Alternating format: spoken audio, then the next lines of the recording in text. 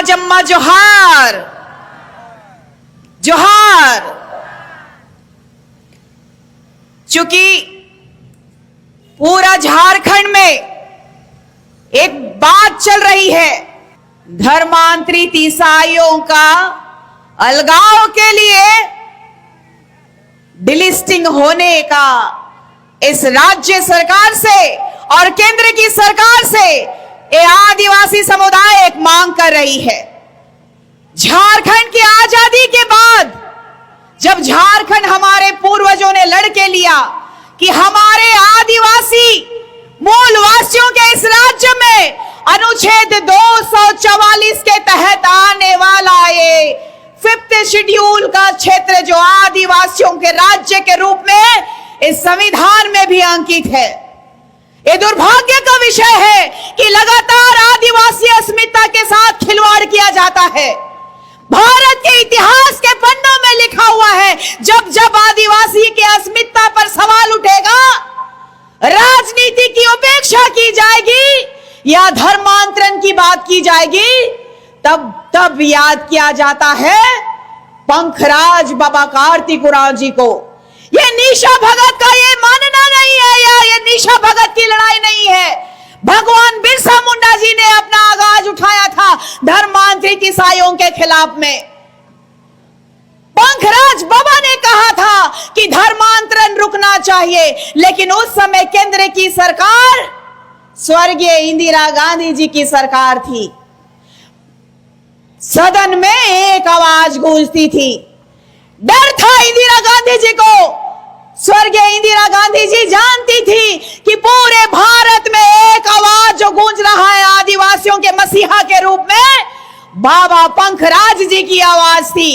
उन्होंने 348 सांसदों को अपने पक्ष में लिया और धर्मांतरण के विरुद्ध में बिगुल फूंका था।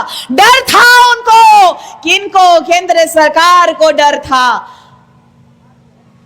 इनको डर था कांग्रेसियों को कि अगर धर्मांतरित लोग अगर आग बबूला हो गए, ईसाई लोग अगर आग बबूला हो गए तो हमारी सरकार गिर सकती है। अपनी सरकार बचाने के लिए सत्ता के लोभियों ने आदिवासी अस्मिता के साथ लगातार खिलवाड़ करने का काम किया है। 1870 ईस्वी की बात है। 1870 ईस्वी में ना आदिवासियों के पास आरक्षण था, ना कोई ऐसा लाभ था जो आदिवासी समुदाय को इस सरकार के माध्यम से मिल सकती थी। आजादी से पहले भी और आजादी के बाद भी आदिवासी अस्मिता पे खतरा मंडराता रहा है। आदिवासियों ने पहले मुगलों से लड़ा, उसके बाद अंग्रेजों से लड़ा।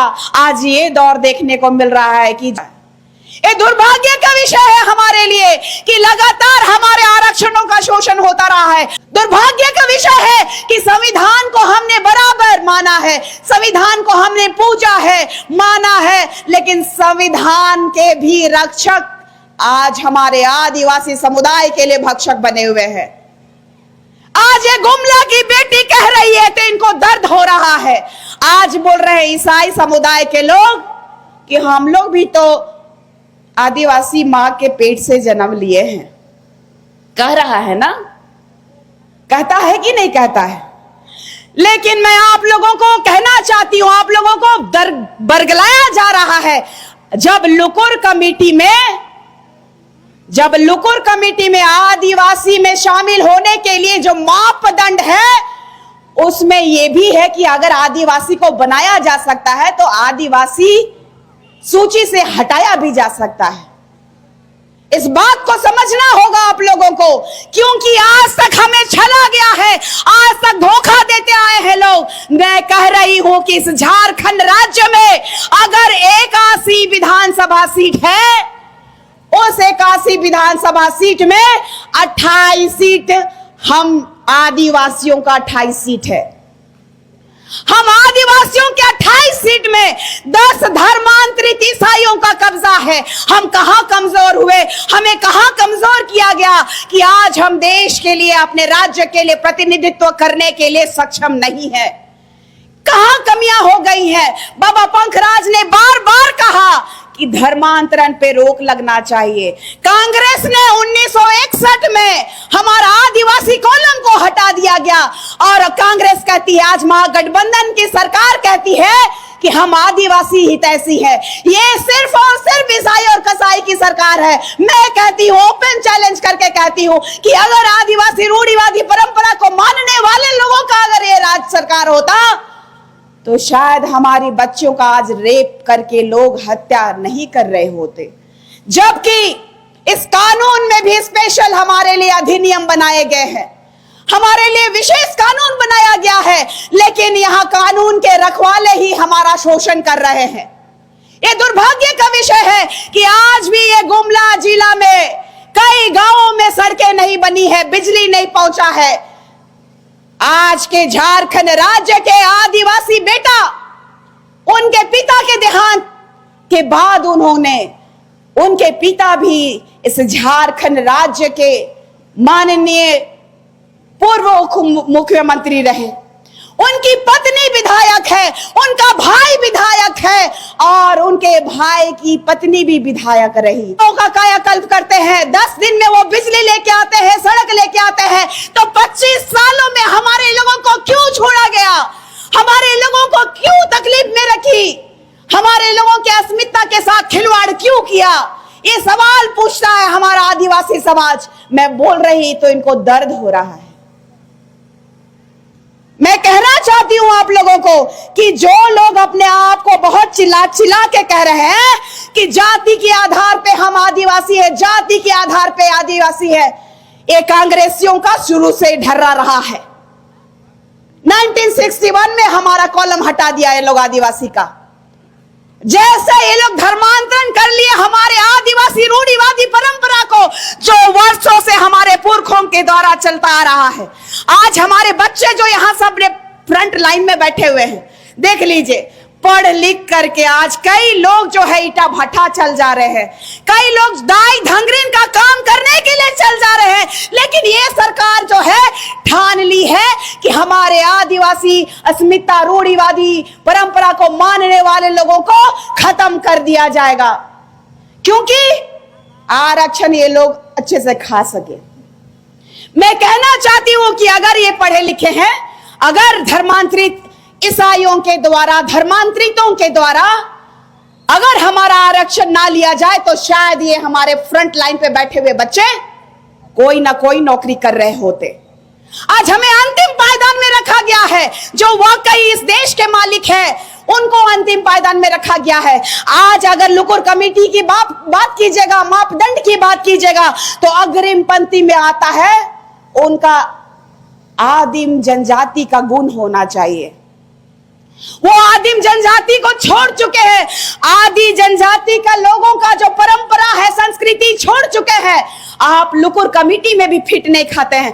आप यरूशलेम, आप जीजस, विदेशी का धर्म अपनाने वाले, विदेशी का चमचा लोग को मैंने कहा है कि हमार गांव में का कहे ना, जे दो रास्ता में चले न मन के, जे गलत दूगो रास्ता में चले ना के का कहे ना, गांव ने दोगला कहन कि नहीं कहन, कहे ना कि नहीं कहे ना। और हम कहो थियो इमन हम केस कर दे है।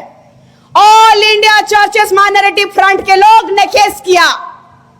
इन्होंने कहा कि निशा भगत जो है पवित्र बाइबल का अपमान कर रही है। फिर मैंने भी प्रेस कॉन्फ्रेंस किया और इन लोगों को बताया। ये लोग कहता है कि सरना धर्म कहां से आ गया जी? बाबा पंखराज ने ये केंद्रीय सरना समिति का गठन कब किया मालूम है? 1970 में किया। 1970 में किया। ये जानते हैं ईसाई, जानते हैं कि ये सरना धर्म को मानने वाले आदिवासी लोग हैं। ये लगातार हमारे सभ्यता, हमारी परंपरा पे प्रहार किए हैं। मैंने भी उन पे काउंटर केस किया कि हमारे सरना स्थल का वेदी कोई लोग लिखा है कि तोड़ दो, नष्ट कर दो, ताकि ये लोग पूजा पाठ नहीं कर सकता है।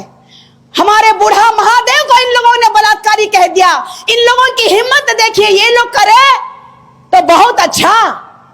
इस चर्च में जा जा के चंगाई कर कर के कहां कहां प्रलोभन दे के हमके कहे लायक है। गुमला में कहां पढ़ी थी?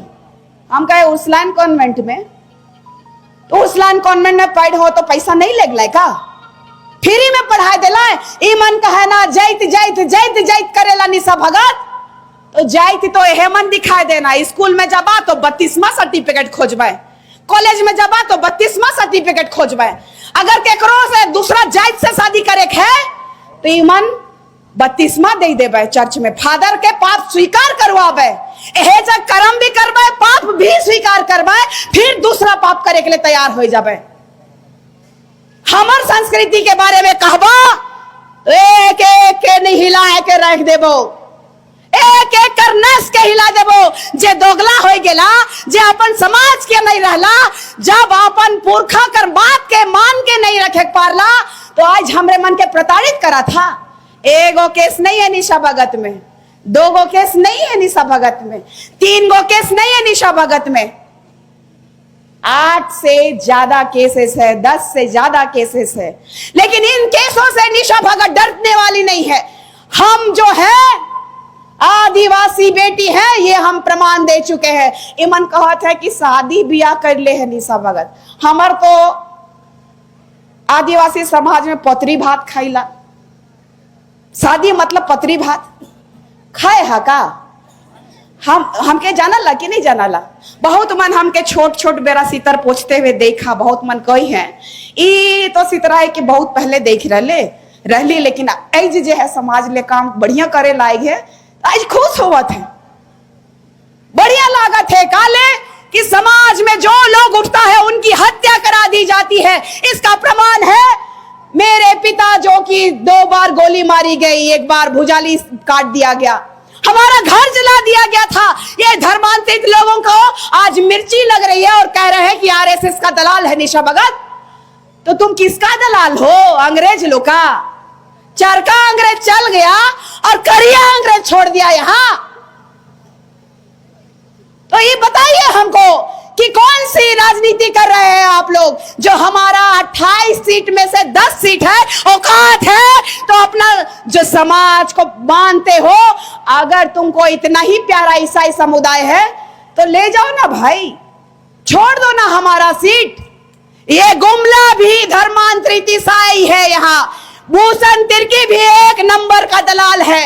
हमारे समाज के लोगों को ये कभी नहीं बढ़ने देता है, कहता है कि मारो, और कहता है क्या? मैंने सुना है, मैंने देखा है, जब मैं चुनाव लड़ रही थी तो मुझे कहा कि देख लेंगे। हम बोले कि बढ़िया से अभी देख लो, बढ़िया से अभी देख लो, औकात है तो मेरा जड़ उखाड़ के देख लेना। हांदू भगत की बेटी है, वही हांदू भगत की जो अपना समाज के लिए कभी नहीं हिला।